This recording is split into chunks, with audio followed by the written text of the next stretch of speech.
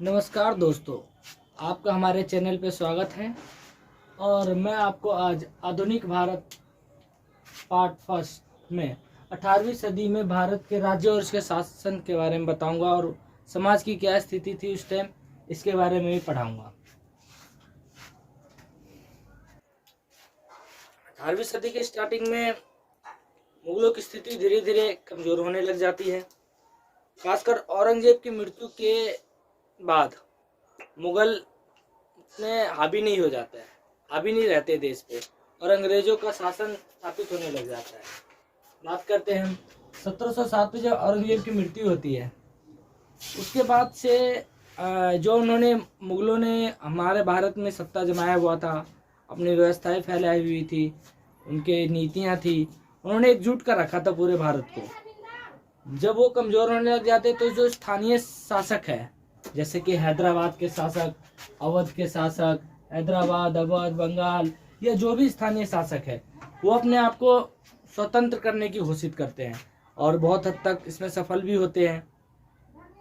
और वो मतलब मुगलों के अधीन नहीं रहना चाहते, केंद्रीय सत्ता के अधीन नहीं रहना चाहते, तो अपना सरकार चलाना चाहते हैं, अपना शासन चलाना चाहते हैं। उसके बाद 1724 में निजामुल मुल्क आसफ जा, जो हैदराबाद का निजाम अपने आप को घोषित करता है, वो 1722 से लेके 24 तक मुगलों का वजीर भी होता है। लेकिन वो केंद्रीय सत्ता में उस टाइम में मोहम्मद शाह आलम होता है, तो उसकी बातें नहीं मानने की वजह से केंद्रीय सत्ता में फिर उसे उतनी रुचि नहीं आती, तो वो वापस वो दक्षिण की ओर आ जाता है और अपने शासन को चलाने लग जाता है। शासन चलाने के दौरान वो वहाँ पे कठोरता से शासन करता है और लड़ाइयाँ करता है, ओहदे देता है, सब कुछ। मतलब पूरी तरीके से वो अपने आप को स्वतंत्र भी नहीं करता, खुल के स्वतंत्र भी नहीं होता, लेकिन वो सारे स्वतंत्र वाले काम करता है केंद्र से अलग होके। इस तरह वो अपने आप को घोषित करता है। उसके बाद बात करते हैं बंगाल के नवाबों की। मुर्शीद कुली खां, जो कि वास्तविक 1700 से वहाँ का बंगाल का नवाब होता है, लेकिन उसने अपने आप को 1717 में घोषित कर दिया कि भाई मैं यहाँ का बागडोर, अपने आप को सूबेदार बताता है और बागडोर संभाल लेता है। मुर्शीद कुली खां, जो कि बंगाल का बहुत अच्छा शासक होता है और बंगाल में कमोबेश वो नीतियाँ मुगलों वाली चलाता है। वहाँ की नीति स्थायी बंदोबस्त जो होती है राजस्व वाली, वो नीतियाँ चलाता है। उसके बाद और वो धन भी काफ़ी हद तक अर्जित करता है बंगाल से। बंगाल बहुत समृद्ध एरिया होता है, यहाँ से बहुत लाभकारी, मतलब यहाँ से बहुत समृद्धि, लोग समृद्ध होते हैं वहाँ पे फसल और इन सब चीज़ों की कमी नहीं होती है। लेकिन मुर्शीद कुली खां या बंगाल के और दूसरे नवाब, उन्होंने सैनिक शक्ति पे ध्यान नहीं दिया, उन्होंने सेनाएं उतनी बड़ी नहीं करी। जैसे कि उस टाइम अंग्रेजों का डर था भारत में कि भाई अंग्रेज आके यहाँ पे राज कर सकते थे, पर उन्होंने अंग्रेजों को सोचा यार वो तो व्यापारी है, ये व्यापारी क्या हम पे शासन करेंगे। उन्होंने अपनी सैनिक व्यवस्था नहीं बढ़ाई और उनको no knowledge of the world, बाहर का आइडिया नहीं था उनको कि अंग्रेज बाहर में यूरोप में क्या चल रहा है, किस तरीके से ब्रिटिश मतलब अपना अधिकार जमाने में रुचि रखते हैं। हाँ, उन्होंने व्यापार को बढ़ावा दिया, जो कि बहुत ज़रूरी था धन अर्जित करने के लिए। और मुझे लगता है यही एक कारण था जो उन्होंने अंग्रेजों पे इतना शिकंजा भी नहीं कसा, क्योंकि अंग्रेज यहाँ व्यापार करने के लिए आए थे। उन्हें ऐसा लगा कि अगर हम व्यापार के लिए हम अंग्रेजों को ज़्यादा शिकंजा कसेंगे तो हमारा नुकसान होगा, क्योंकि जो व्यापार से होने वाला फ़ायदा है वो हमारे कम हो जाएंगे। इसी चक्कर में उन्होंने ऐसा नहीं किया होगा। उसके बाद शासक आता है मुर्शीद कुली खां के बाद शुजाउद्दीन, जो उसका दामाद होता है। 1727 से 39 तक शासन करता है वो, उसी तरह का शासन रहता है।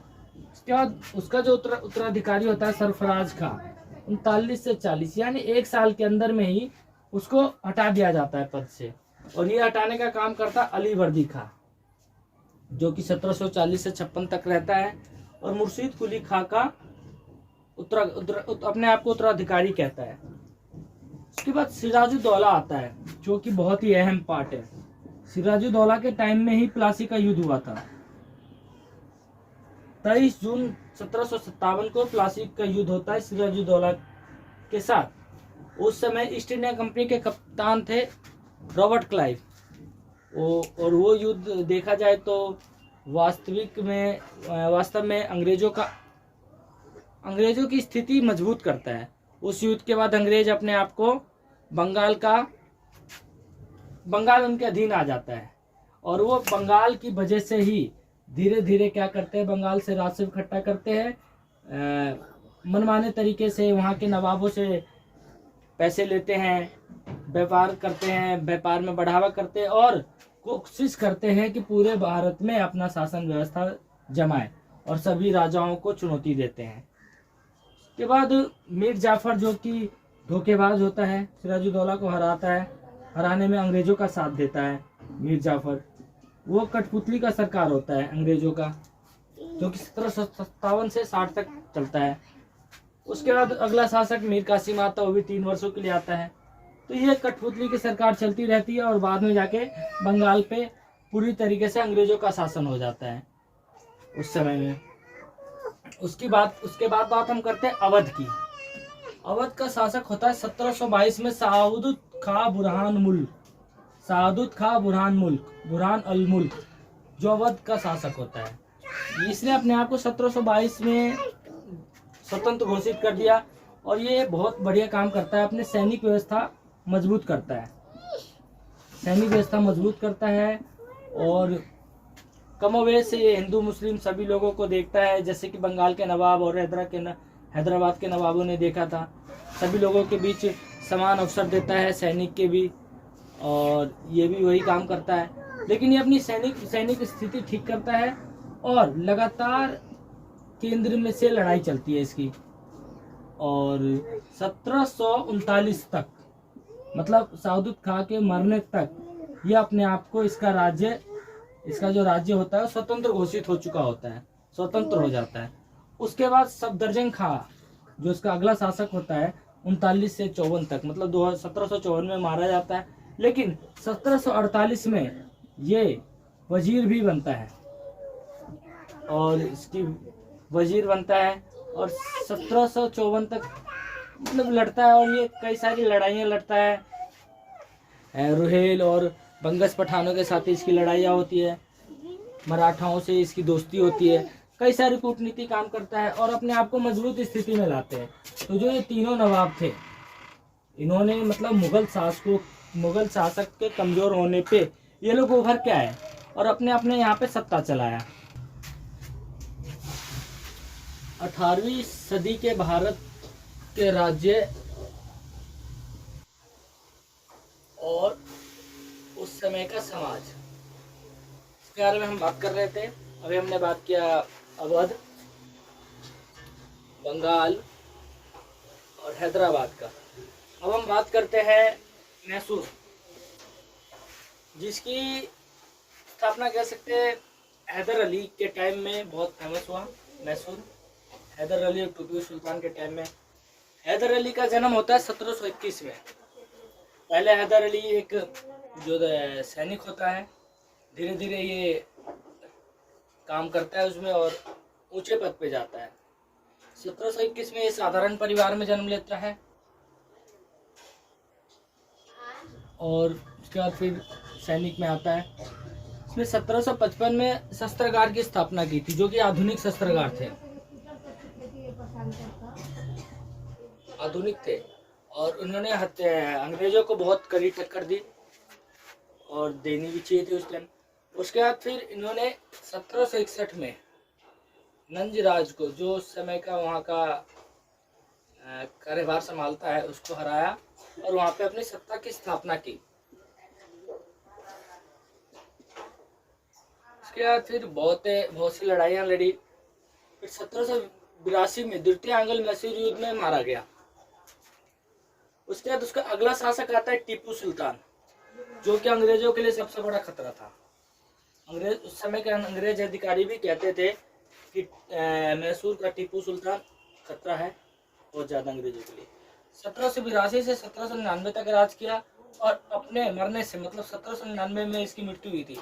मरने से पहले इसने अंग्रेजों को बहुत परेशान किया और इसने आधुनिक हथियारों को प्रोत्साहन किया। विदेशों में भेजता था बंदों को ट्रेनिंग के लिए, वहाँ से लोगों को बुलाता था, अपने लोगों को ट्रेनिंग करता था, इस तरह का काम किया। अंग्रेजों के लिए सबसे बड़ा खतरा था जो मैंने बताया। तीसरा, इसके शासनकाल में मैसूर की जनता समृद्ध हुई। इन्होंने क्या किया, किसानों पे किसानों पे बहुत ज़्यादा इन्होंने वो दिया, प्रोत्साहन दिया, किसानों को बढ़ावा दिया, क्योंकि इन्हें पता था कि अगर हम किसानों को बढ़ावा देंगे तो हमारा देश समृद्ध होगा, और देश समृद्ध होगा जब भी हम अपनी सैन्य शक्ति मजबूत कर पाएंगे किसानों की बदौलत। ये हुआ। इसके काल में मैसूर की जनता बहुत ज्यादा समृद्ध हुई, किसानों को बढ़ावा दिया, विदेशी तकनीकों पर ध्यान दिया, जो विदेशी टेक्निक्स थे, नए नए हथियार थे, उन टेक्निक पे ध्यान दिया। उसके बाद हम बात करते हैं केरल की। केरल के उस समय बहुत से राज्यों में बटा हुआ था, लेकिन उसके 4 प्रमुख शहर या राज्य कह सकते हैं, कालीकट, चिरिकल, कोची, त्रावणकोर थे। त्रावणकोर का शासक था मार्तांडवर्मा, जिसने अपने राजधानी का विस्तार किया और अपने साम्राज्य का विस्तार किया। उसने पूरे कन्याकुमारी से लेकर कोची तक सभी एरिया को जीत लिया। उसका बेटा का है राम वर्मा, जो कि कवि था, लेखक था, अच्छा इंग्लिश भी बोल लेता था और वो विदेशियों से बातें भी करता था, व्यापार को भी बढ़ावा देता था। लेकिन 1766 के बाद हैदर अली ने इन सारे इलाकों पे कब्जा कर लिया। केरल के सारे इलाकों पर कब्जा कर लिया हैदर अली के द्वारा। ये संभावनाएं थी हमारी। हम बात कर रहे हैं साउथ पोर्शन की, यहाँ केरल के हिसाब से 18वीं सदी में क्या क्या हो रहा था मैसूर में, केरल में, इन सब चीजों की बात कर रहे हैं। उसके बाद हम बात करते हैं राजपूताना राज्यों की, जो दिल्ली के आसपास के इलाकों में थे। राजपूताना राज्य दिल्ली के आसपास के इलाकों में थे। 18वीं सदी में अजीत सिंह को उसके बेटे ने मार दिया था। मारवाड़ का शासक था, उसके बेटे ने इसको मार दिया था। पर 18वीं सदी में एक श्रेष्ठ शासक हुआ सवाई जयसिंह, 1681 से 1743 के बीच में। जयपुर का शासक था ये सवाई जयसिंह।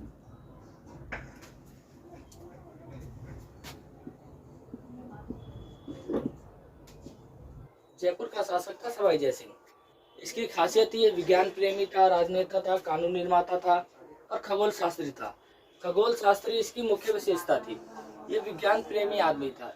ये उस टाइम हमारे भारत में विज्ञान का इतना ज्यादा वो नहीं था, लेकिन इस बंदे को विज्ञान की बहुत ज्यादा ही कदर थी और उस फील्ड में उसने काम भी किया, बहुत सारे विनिर्माण भी किए अपने जनता के लिए और अच्छा शासक था। उसने अच्छा शासन चलाया अपने काल में। उसके बाद हम बात करते हैं जाटों की। ये भी दिल्ली के आसपास के इलाकों के किसान थे, खेतिहर की जाति थी, किसान थे, जो जिनका इलाका था दिल्ली के आसपास के क्षेत्र, मथुरा, आगरा, मेरठ, ठीक है। उसके बाद इसकी स्थापना की थी चूड़ामन और बदन सिंह ने भरतपुर के शासनकाल से इसकी स्थापना की थी और इनके बड़े विद्रोह हुए थे 1666 में और 1688 में। 1666 और 88 में बड़े विद्रोह हुए, जिसमें बड़ी मात्रा में जाटों ने विद्रोह किया था। इनके सबसे सर्वश्रेष्ठ शासक हुए सूरजमल, जिनका 1756 से 1743 तक राज किया और ये श्रेष्ठ थे, योद्धा थे, योग्य शासक थे, कुशल योद्धा थे, बुद्धिमान थे। लेकिन जैसे इनके मरने के बाद क्या होता है, जो इनका जाटों का शासन होता है वो छोटे छोटे खेतिहरों में बढ़ जाते हैं। छोटे छोटे खेतिहरों में बढ़ने के बाद वो लूट खसोट करने लगते हैं एक दूसरे से और ये धीरे धीरे कम समाप्त होते चले जाते हैं। फिर उतना उनका वर्चस्व नहीं रह जाता, यूनिटी नहीं रहती तो वे वर्चस्व भी खत्म हो जाता है। तो ये हमने बात की कि 18वीं सदी में क्या हमारा स्थानीय शासक की क्या स्थिति थी और वो कितने समृद्ध थे, किसने कितना कितना काम किया था। अब हम बात करते हैं मराठाओं की। मराठा जो कि 18वीं सदी में सबसे शक्तिशाली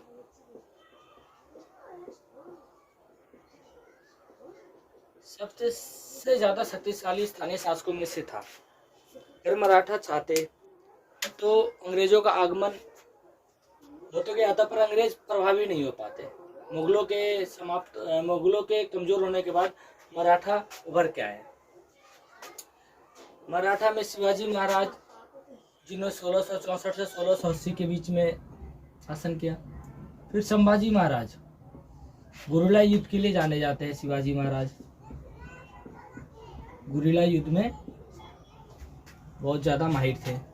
उसके बाद उनका अगला शासक संभाजी महाराज होता है, जो 1689 से तक शासन करते हैं, 1680 से।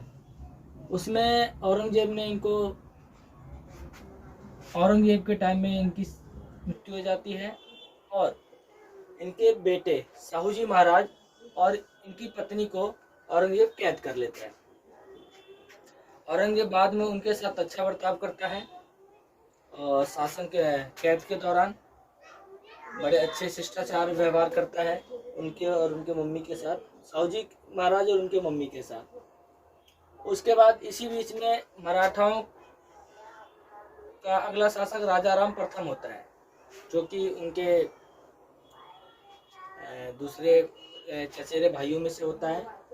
तो वो 1689 से 1700 के बीच में शासन करता है। उसके बाद फिर उनका अगली शासक ताराबाई होती है, जो 1700 से 1707 के बीच में शासन करते हैं। तो ये समझ लीजिए गृह युद्ध पनपने का स्टार्टिंग हो जाता है। उसके बाद फिर 1707 में जब औरंगजेब की मृत्यु होती है, 1707 में औरंगजेब की जब मृत्यु होती है, उसके बाद साहूजी महाराज और उनकी मम्मी को रिहा कर दिया जाता है और उनके बाद वो फिर साहूजी महाराज शासन संभालते हैं और वो 1749 तक शासन संभालते हैं। और 1749 में फिर जब वो मरते हैं तो उसके बाद वो अपना सारा कार्य पेशवा को सौंप के चले जाते हैं, क्योंकि उसके बाद अब हम देखेंगे कि पेशवा कैसे मजबूत होते चले जाते हैं और वो मराठा सरदारों का प्रमुख हो जाते हैं। साहूजी महाराज के टाइम में बालाजी विश्वनाथ, जो कि एक ब्राह्मण था, प्रथम पेशवा बनता है और वो बहुत सी उपलब्धियां लेके आता है साहूजी महाराज के लिए। उस समय के जितने मराठा सरदार थे उनको सबको इकट्ठा लेके आता है और दूसरे जो उस टाइम के दूसरे स्थानीय शासक थे, ऐसे एक मैं नक्शा बना देता हूँ छोटा सा भारत का।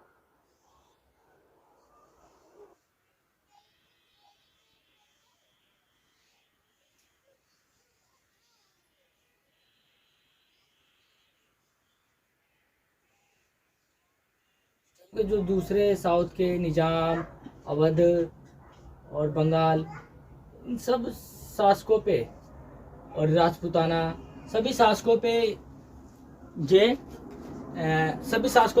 अधीन कर लेते हैं अपने, और लगभग अपने साम्राज्य का विस्तार करते हैं। सभी जगह सभी को सही टक्कर देते हैं। उसका जब उसके मरने तक 1720 में जब उसकी मृत्यु होती है तो अगला पेशवा बनता है उसका 20 वर्ष का बेटा बाजीराव प्रथम 1720 में।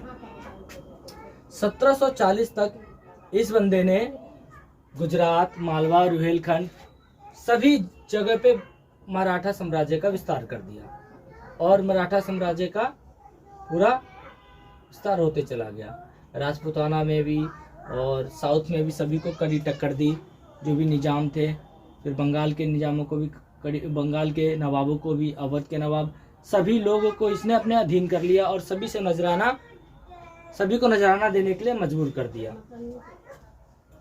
और ये इनका जो मराठा सरदार थे वो भी अपनी शक्ति पेशवा की वजह से, पेशवा के संरक्षण में, और जो दूसरे मराठा सरदार थे वो भी शक्तिशाली होते गए और उन्होंने भी अपनी अपनी सेनाएं रखनी स्टार्ट कर दी, जो कि बाद में इनके फूट का कारण बना और गृह युद्ध का कारण बना। आपसी लालच की वजह से फिर ये बिखरते चले गए। इनमें सबसे प्रमुख थे सिंधिया। 4 प्रमुख मराठा सरदार उभर के आए, सिंधिया, होलकर, भोसले, गायकवाड़। जो ग्वालियर के सिंधिया थे वो सबसे ज्यादा शक्तिशाली थे। उन्होंने अपनी सैनिक व्यवस्था अच्छी कर रखी थी और संगठन अच्छा कर रखा था। अब हम बात करते हैं बाजीराव प्रथम के अगले बाजीराव प्रथम के बाद पेशवा के अगले शासक थे बालाजी बाजीराव, जिन्होंने 1740 से 1761 के बीच में शासन किया और मुख्यालय पूना हो गया। उस टाइम तक पेशवाओं का मुख्यालय पूना हो गया था। इन्हीं के शासनकाल में पानीपत का तीसरा युद्ध हुआ था 14 जनवरी 1761 में। इन्होंने एक सैन्य टुकड़ी कह सकते हैं ये भेजी उत्तर की तरफ, और उसमें अहमद शाह अब्दाली और उस टाइम के शासक जो थे, जैसे अवध के शासक हो गए, रुहेलखंड के शासक, मतलब सभी लोग मराठाओं से परेशान थे, क्योंकि उन्होंने वो मराठाओं को नजराना देने के लिए मजबूर थे और मराठाओं ने उनसे उनका साम्राज्य तो जीता, अधीन किया, पर उनसे बर्ताव अच्छा नहीं रखा, व्यवहार अच्छा नहीं रखा। तो इन सब लोगों में गुस्सा था। जब इनकी लड़ाई होती है पानीपत की 14 जनवरी 1761 को, तो उस समय मराठा पूरे भारत में अकेले पड़ जाते हैं और इन्हीं अकेले पड़ने की वजह से मराठाओं की हार होती है और लगभग 28,000 सैनिकों के साथ पेशवा का नाबालिग बेटा और सदाशिव भाव, जो चचेरा भाई था किसका, पेशवा का, वो मारा जाता है और वास्तविक कमांडर भी वही था और योग्य कुशल योद्धा था। ये कुशल योद्धा था और इसे गोरिल्ला युद्ध का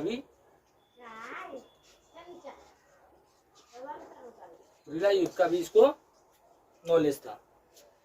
इसके बाद ये खबर सुनते ही 1761 में पेशवा, जो कि अपने भाई की मदद के लिए जा रहा था उत्तर की तरफ, वो ये खबर सुन के हक्का बक्का रह जाता है कि ऐसा कैसे हो गया। और वैसे भी वो बीमार चल रहा था उस टाइम तक और इसके बाद उसकी मृत्यु हो जाती है 1761 में।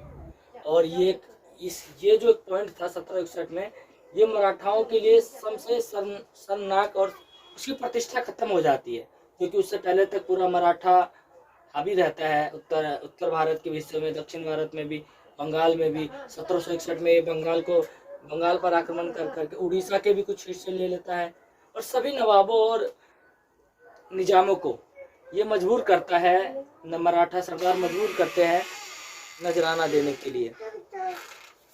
उसके बाद जब ये सब होने के बाद उनका अगला पेशवा आता है माधवराव, 1761 से 1772। इस बंदे ने जितनी भी कमियां थी इनको पूरा कर दिया, मतलब इनकी खोई प्रतिष्ठा को वापस ला दी मरने से पहले तक। ये तपेदिक की बीमारी से मरता है 1772 में, लेकिन 10 सालों के अंदर में इसने सारी खोई प्रतिष्ठा वापस ले आई और सभी नवाबों और जो भी राजपूताना राज्य थे उन सबको नजराना देने के लिए मजबूर किया। उसने अपने अधीन कर लिया, रुहेलखंड, अवध, सभी लोगों को वापस इसने रौंद डाला और पूरे उत्तर भारत में रौंद डाला। और लेकिन ये तपेदिक की बीमारी से मर गया और इसके मरने के बाद मतलब शासन तो अधीन हो गया था, लेकिन उसको प्रशासनिक व्यवस्था नहीं हो पाई थी, कैसे शासन चलाया जाए। उसके बाद वो हो गया, अनिश्चितता फैल गई पूरे शासन में और गृह युद्ध होने लग गए। लालच, मराठा सरदारों के बीच लालच बहुत बड़ा कारण था उनके नष्ट होने का, उनका समाप्त होने का। एक दूसरे से लड़ने लग गए। धीरे धीरे ऐसा हुआ कि ये विनाश हो गए और अंग्रेजों के लिए सबसे बड़ा खतरा साबित हो सकते थे, ये ऑटोमेटिक खत्म हो गए। और 1761 पानीपत के युद्ध के बाद और मराठाओं के आपस में लड़ने की वजह से अंग्रेजों का रास्ता पूरा साफ हो गया। उसके बाद फिर अंग्रेज अपना वर्चस्व बनाते गए। अब हम बात करते हैं उसके बाद इस समय जनता की क्या स्थिति रहती है, जनता की सामाजिक स्थिति और शिक्षा और आर्थिक स्थिति क्या होती है इस टाइम, ये बात करेंगे।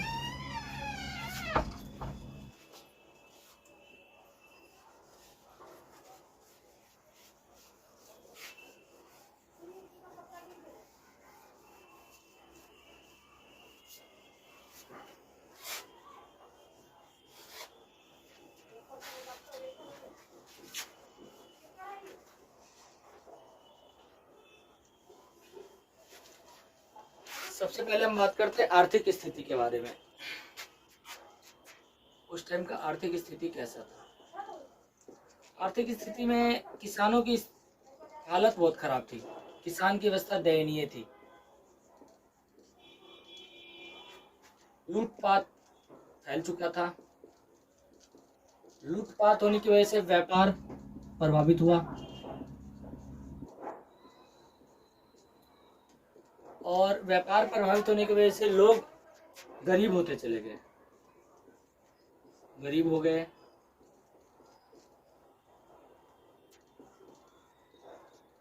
सामंत अभी भी मजबूत थे, लेकिन बाद में सामंत भी कमजोर होते गए।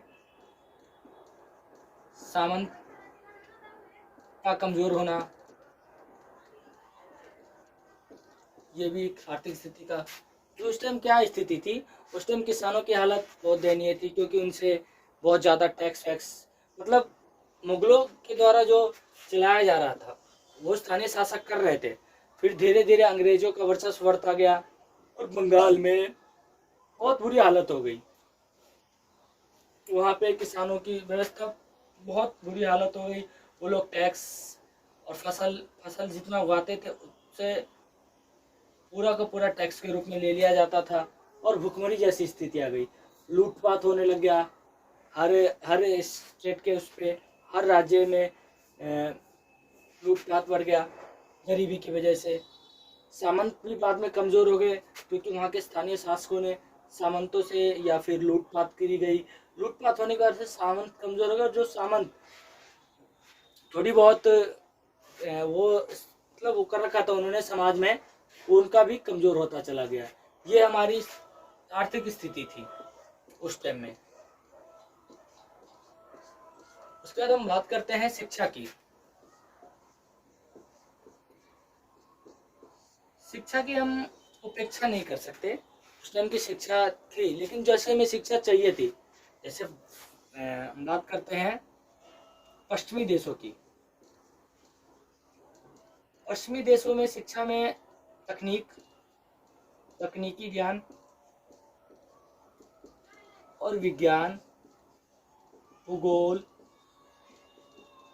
ये विषय बहुत फोकस किया गया था और ये लोग इस वजह से थोड़े उस टाइम आविष्कार वगैरह भी कर रहे थे। हमारी जो शिक्षा व्यवस्था थी वो थी धर्म के ऊपर, धर्म, ज्ञान, दर्शन, इसी तक सीमित रह गया था।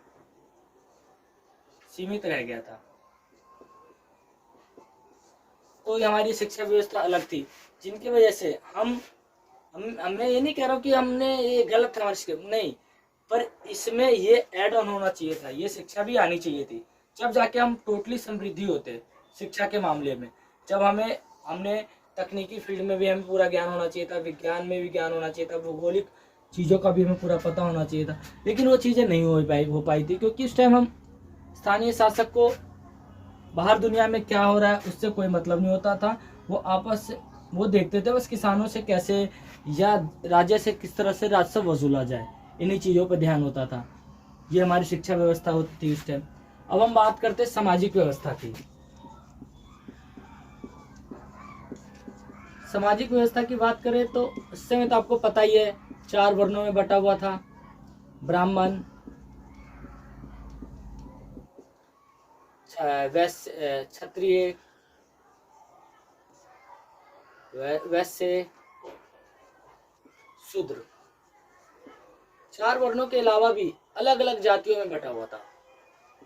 अलग अलग जातियों का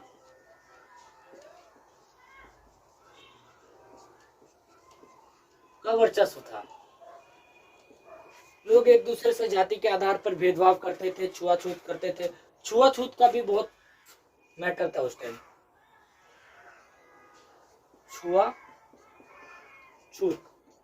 छुआछूत का इसलिए मैटर था कि जो ऊंचे कास्ट के लोग हैं, अगर किसी शूद्र ने उस चीज को छू दिया तो ऊंचे कास्ट के ब्राह्मण लोग या क्षत्रिय लोग उसको छूते भी नहीं थे। और उसके दिए हुए खाने को तो खाने की बात अलग है, सामान भी नहीं छूते थे। इस तरह का छुआछूत का भावना फैला हुआ था। और 18वीं सदी में हम ये कह सकते हैं सती प्रथा, बहुत सी बुराइयां थी, कुरीतियां थी। जैसे मानो सती प्रथा थी, इसमें मतलब पति के मरने के बाद औरतें पति के साथ जल जाती थी, जो कि अच्छी नहीं थी, क्योंकि उनको जीने का अधिकार था, उनको उनसे कोई अधिकार नहीं छीन सकता था ये। लेकिन ये व्यवस्था उस समय कायम थी। विधवा की स्थिति बहुत दयनीय थी, विधवा की स्थिति बहुत दयनीय थी। विधवा एक बार विधवा उसको मतलब जितने भी सामाजिक काम है उसके लिए प्रतिबंधित कर दिया जाता था। उनको अच्छे कपड़े पहनना मना हो जाती थी। जैसे मतलब सादा सादा जीवन, बाल कटवा दिए जाते थे। बहुत सी ऐसी व्यवस्था थी जिससे उनको ये जताया जाता था कि आप विधवा हो, जो कि नहीं होना चाहिए था। ऐसी सामाजिक व्यवस्था थी, समाज में ये चीज़ थी। और समाज के अंदर में अराजकता फैल गई थी।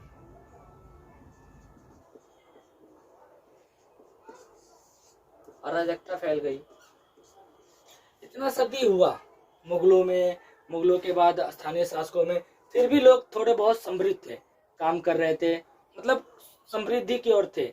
ऐसा नहीं था कि कुछ बहुत ज़्यादा बुरा हो। लेकिन जैसे अंग्रेजों ने आगमन किया उसके बाद उन लोगों ने तो, जैसे स्थानीय शासकों ने यहीं से लिया, यहीं पे खर्च किया सब कुछ, फिर उन्होंने कुछ बनवाया यहाँ पे। उसके बाद फिर यहाँ के मतलब यहीं की इकोनॉमी में लगाते गए, तो जिससे हमारा देश उसी धन को फिर वापस, इकोनॉमी व्यवस्था इतनी अच्छी चल रही थी फिर भी ठीक ठाक। लेकिन जैसे अंग्रेज आए वो यहाँ से धन कमाते थे, धन कमाने के बाद वो यहाँ पे धन नहीं लगाते तो अपना धन ब्रिटेन ले जाते थे, ब्रिटेन ले। इसके बाद हमारी दयनीय स्थिति बहुत खराब होती गई और हमारा देश जो पहले सोने की चिड़िया कहलाता था वो बहुत कमज़ोर हो गया। जो पहले सोने की चिड़िया कहलाता था बहुत ज़्यादा बुरी हालत में आ गई और वहाँ पे गरीबी व्यवस्था आ गई। अब हमने